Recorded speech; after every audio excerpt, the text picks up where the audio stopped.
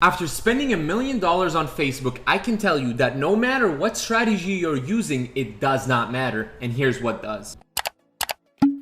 How's it going, guys? Christian Jamal here with GenTech. Today, I want to talk to you guys about, after spending 7 figures worth of advertising, what have I learned and how can you implement this in your business today? So first things first, let's get the elephant out the room. You want to make sure that, yes, I've spent 7 figures worth of ads. I have the GenTech's website down in the description below. Make sure to check that out. Go to the case studies section. There's tons of case studies there if you want to do the math and whatnot. And the next thing I want to mention is my statement at the beginning of this video. Is it true that no matter what strategy you're using, it does not matter when it comes to having your Facebook ads actually succeed? So yes and no. A little bit of clickbait right there. But anyways, the truth is yes, it does matter to have a strategy, but which one you use does not matter, because what matters is other factors that I'm going to be mentioning in this video, and I'm going to be giving you guys some tips on how you can actually improve these things or fix them if they need fixing right off the bat. So the first thing I want to talk about is your product. So a lot of online websites, they have either one of two types of products. Either you're drop shipping a product or you have a brand. My tip here is make sure your product is evergreen. Make sure your product is in demand.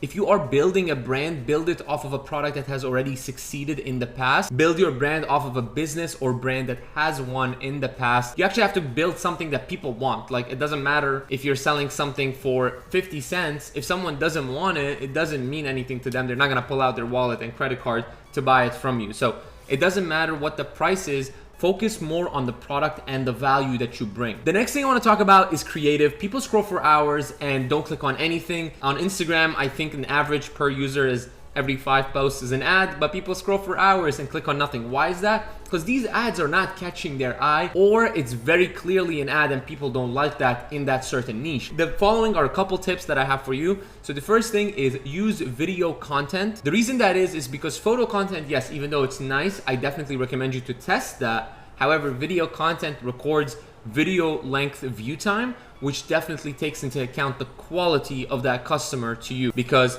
at the end of the day, if someone watched 90% of your video, they're much more qualified to be a customer than someone that watched 3 seconds and they were like, nah, I don't want any of this. So the second thing is create TikTok style content, because at the end of the day, TikTok style content doesn't feel like an ad per se.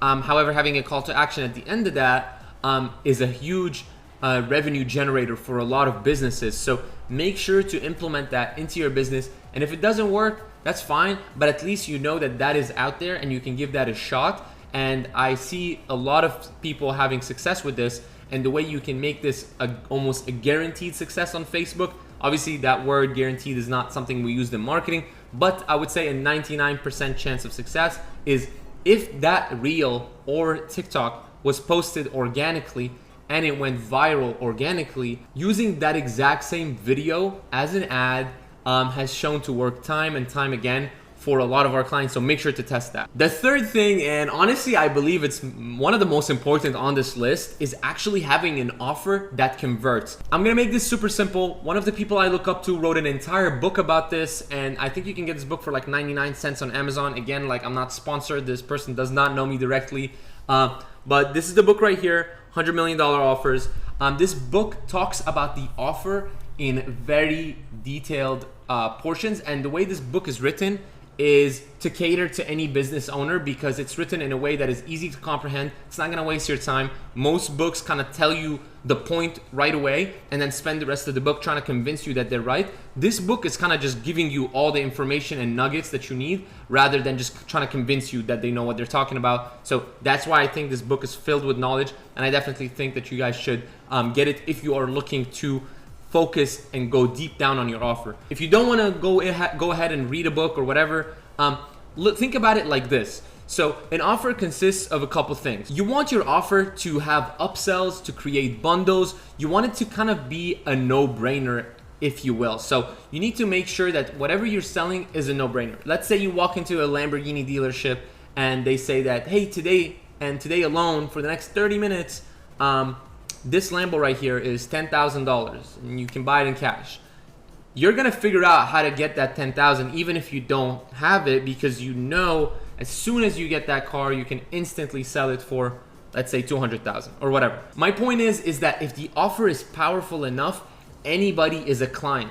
if you have the product and its audience is there, and you have a creative that caters to that audience and an offer that is a no-brainer, you guys kind of see what we're doing here is like, we're focusing on the emotional aspects rather than the ad setup itself, which is actually the most important part. The next thing I want to talk about is if you focus on cold audiences only, you're going to end up failing in the long run. I don't want to say this as like a 100% you are going to fail if you do this. Obviously, that's not the case.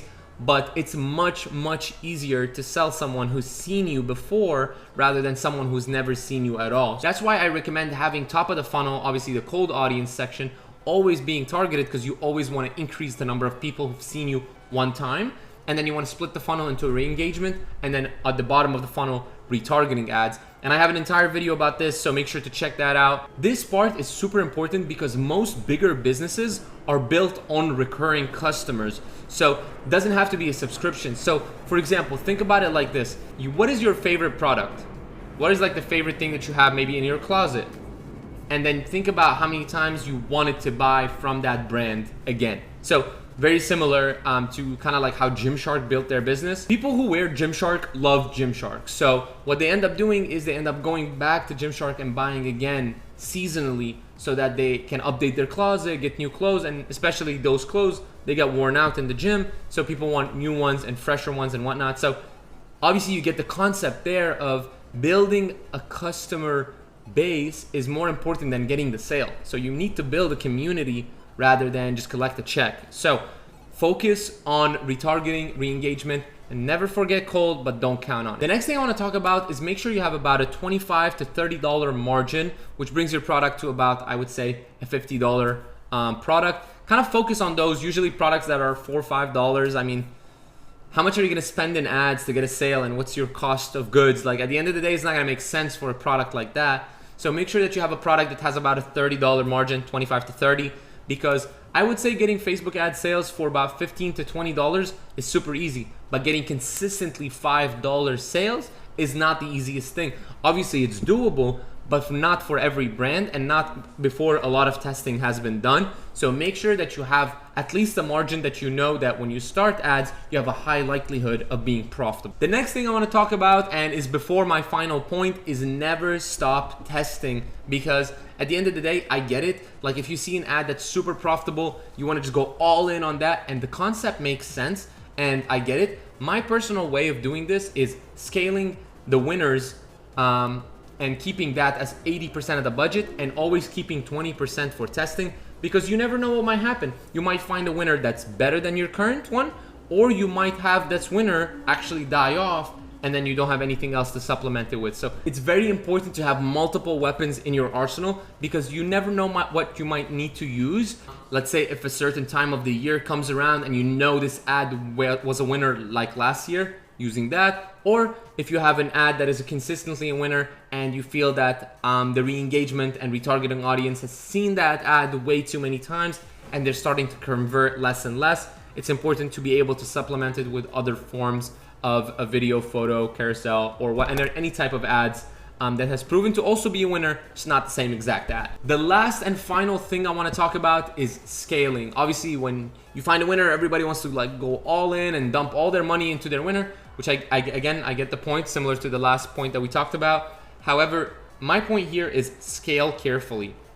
You want to definitely scale, but you also don't want to kill your winner right away. So I think scaling horizontally is the safer way to go about this. So make sure to scale horizontally at the start and then start dabbling with vertical scaling as you know for a fact that this winner and this audience is pretty solid, and you know that you'll be able to get sales even if you mess with the ad a little bit. So that's pretty much it for this video. I hope you guys enjoyed. I hope you learned something. I feel like I shared a lot of value in this video. So make sure to comment down below your favorite point or what you think you're gonna apply to your business today. And again, that's pretty much it. Christian Jamal, out.